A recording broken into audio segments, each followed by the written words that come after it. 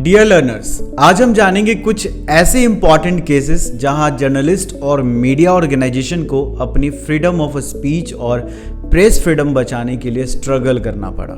सबसे पहले समझते हैं the emergency and censorship of the press. Emergency की घोषणा 1975 से 1977 के बीच की गई थी। उस समय प्रधानमंत्री थी इंदिरा गांधी। इस दौरान सरकार ने प्रेस सेंसरशिप लागू की। इसका मतलब था कि अखबारों को सरकार की परमिशन के बिना कोई भी खबर छापने की फ्रीडम नहीं थी। कई जर्नलिस्ट को जेल में डाल दिया गया और मीडिया पर लगातार दबाव बनाया गया, यानी उस समय प्रेस फ्रीडम ऑलमोस्ट खत्म हो गई थी। इमरजेंसी के दौरान कुछ अखबारों ने विरोध भी किया। द इंडियन एक्सप्रेस और द स्टेट्समैन ने अपने एडिटोरियल कॉलम खाली छोड़ दिए। ये एक प्रतीक था कि हमारे पास लिखने की फ्रीडम नहीं है। रामनाथ गोयनका, जो द इंडियन एक्सप्रेस के मालिक थे, उन्होंने सेंसरशिप के खिलाफ आवाज उठाई। साथ ही मशहूर पत्रकार कुलदीप नैयर और शिवराम सुब्रमण्यम को सरकार के खिलाफ लिखने पर गिरफ्तार कर लिया।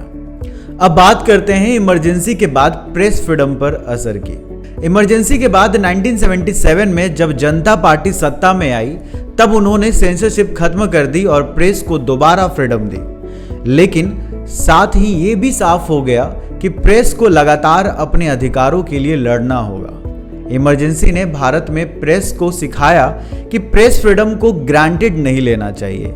इसे हर समय बचाना और डिफेंड करना जरूरी है।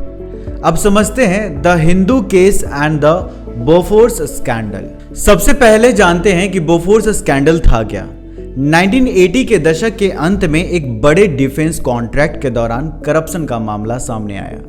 यह डील थी इंडियन गवर्नमेंट और स्वीडिश आर्म्स मैन्युफैक्चरर बोफोर्स के बीच। इस पूरे मामले को उजागर करने में द हिंदू न्यूज़पेपर का एक बहुत बड़ा योगदान रहा। इन्वेस्टिगेटिव जर्नलिज्म के जरिए इस अखबार ने ये एक्सपोज किया कि इस वेपन्स डील में किकबैक्स यानी इलीगल कमीशंस दिए गए थे। अब बढ़ते हैं आगे, चित्रा सुब्रमण्यम की बात करते हैं। उन्होंने ऐसे डॉक्यूमेंट्स रिवील किए जिनमें टॉप ऑफिशियल्स तक के इलीगल फाइनेंशियल ट्रांजैक्शन के लिंक सामने आए और इनमें उस समय के प्राइम मिनिस्टर राजीव गांधी का भी नाम जुड़ा। सरकार ने इन खुलासों को दबाने की कोशिश की। जर्नलिस्ट पर लीगल प्रेशर डाला गया और उन्हें इंटिमिडेट करने की भी कोशिश की गई। लेकिन इन रेवलेशन ने पूरे देश में हलचल मचा दी। ये केस जर्नलिज्म के इतिहास में एक लैंडमार्क मोमेंट बन गया, क्योंकि इसने सिखाया कि प्रेस का असली रोल क्या है, करप्शन को एक्सपोज करना और जनता तक सच पहुंचाना। लीगल बैटल्स कई सालों तक चलते रहे, लेकिन इसका पॉलिटिकल इम्पैक्ट बहुत बड़ा था। 1989 के इलेक्शन में कांग्रेस पार्टी को भारी नुकसान हुआ और एक्सपर्ट्स मानते हैं कि public outrage over Bofors revelation इस डिफीट का एक मुख्य कारण था। अब बात करते हैं Tehelka's operation West End and the attack on the investigative journalism. In 2001 Tehelka ने एक स्टिंग ऑपरेशन किया था जिसका नाम था ऑपरेशन वेस्ट एंड। इस ऑपरेशन में इंडिया के डिफेंस प्रोक्योरमेंट सिस्टम में करप्शन को उजागर किया गया। जर्नलिस्ट अनिरुद्धा बहाल और मैथ्यू सैमुअल अंडरकवर गए और उन्होंने रिकॉर्ड किया कि किस तरह टॉप डिफेंस ऑफिशियल्स और पॉलिटिशियंस मिलिट्री कॉन्ट्रैक्ट्स के लिए ब्राइब्स ले रहे थे। इन खुलासों के बाद देश भर में भारी पब्लिक आउटरीच हुआ, लेकिन इंटरेस्टिंग बात यह रही कि करप्शन पर कार्रवाई करने के बजाय सरकार ने उल्टा तहलका के खिलाफ ही रिटेलिएशन किया। तहलका पर कई तरह की लीगल ट्रबल आई और उसके स्टाफ मेंबर्स को लगातार हैरेस किया गया। ऑपरेशन वेस्ट एंड के बाद तहलका को लगातार लीगल, फिनेंशियल और इंस्टीट्यूशनल प्रेशर का सामना करना पड़ा, जिससे ऑर्गेनाइजेशन की फंक्शनिंग और सस्टेनेबिलिटी पर गंभीर असर पड़ा। कई मीडिया स्कॉलर्स इसे इन्वेस्टिगेटिव जर्नलिज्म के प्रति इंस्टीट्यूशनल रिटेलिएशन के रूप में देखते हैं। ये केस साफ तौर पर दिखाता है कि इन्वेस्टिगेटिव जर्नलिस्ट को पावरफुल एंटिटीज के खिलाफ रिपोर्ट करने पर कितने बड़े रिस्क उठाने पड़ते हैं। इसने सीरियस कंसर्न्स उठाए press freedom, whistle blower protection और इंडिपेंडेंट मीडिया की वल्नरेबिलिटी को लेकर। अब हम समझते हैं the Radia tapes controversy and the media ethics. साल 2010 में यह स्कैंडल सामने आया। इसमें एक्सपोज्ड हुआ कि जर्नलिस्ट, कॉर्पोरेट लॉबिस्ट और पॉलिटिशियन के बीच गहरे कनेक्शंस मौजूद थे। कुछ लीक्ड फोन कन्वर्सेशन सामने आई जिनमें कॉर्पोरेट लॉबिस्ट नीरा राडिया और जर्नलिस्ट जैसे बरखा दत्त और वीर सांघवी की बातचीत शामिल थी। इन कन्वर्सेशन से मीडिया न्यूट्रलिटी पर सीरियस सवाल उठे। इन टेप्स से लगा कि कुछ जर्नलिस्ट इंडिपेंडेंट वॉचडॉग्स की बजाय कॉर्पोरेट ग्रुप्स और पॉलिटिकल लीडर्स के बीच इंटरमीडियरीज की तरह काम कर रहे थे। इस स्कैंडल ने मीडिया एथिक्स, कॉर्पोरेट इन्फ्लुएंस और जर्नलिस्टिक इंटीग्रिटी पर बड़ी बहस खड़ी कर दी।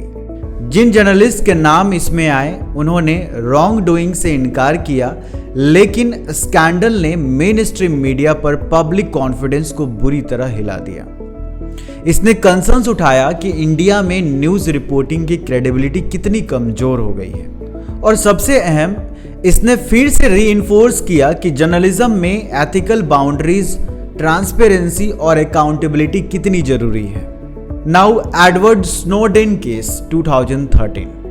एडवर्ड स्नोडेन एक फॉर्मर NSA कॉन्ट्रैक्टर थे जिन्होंने US गवर्नमेंट के सीक्रेट डॉक्यूमेंट्स लीक किए। इन डॉक्यूमेंट से यह खुलासा हुआ कि अमेरिका की इंटेलिजेंस एजेंसीज पूरी दुनिया के लोगों के फोन रिकॉर्ड्स, इंटरनेट डेटा और पर्सनल कम्युनिकेशंस कलेक्ट कर रही थी।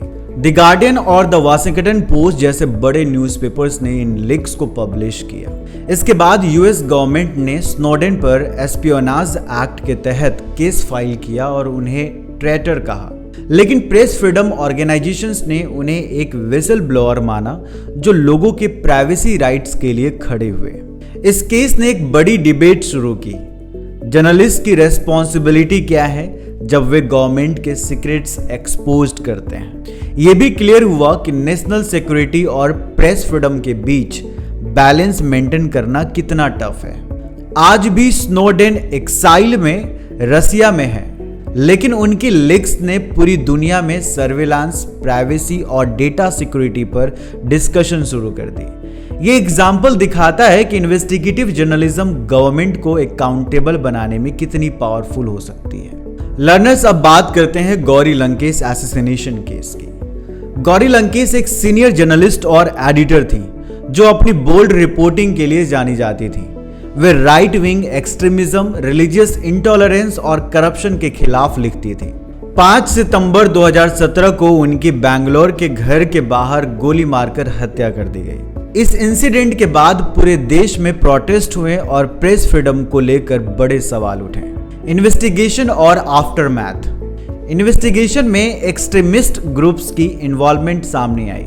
इस मर्डर ने ये हार्श रियलिटी एक्सपोज की जो जर्नलिस्ट अनकंफर्टेबल ट्रूथ सामने लाते हैं। उन्हें डायरेक्ट रिस्क का सामना करना पड़ता है। यही वजह है कि आज इंडिया में जर्नलिस्ट के लिए स्ट्रॉन्गर लीगल प्रोटेक्शन और सिक्योरिटी फ्रेमवर्क्स की डिमांड और भी मजबूत हो गई है। सो लर्नर्स, हमारा अगला टॉपिक है right to information act 2005। So keep learning and keep growing.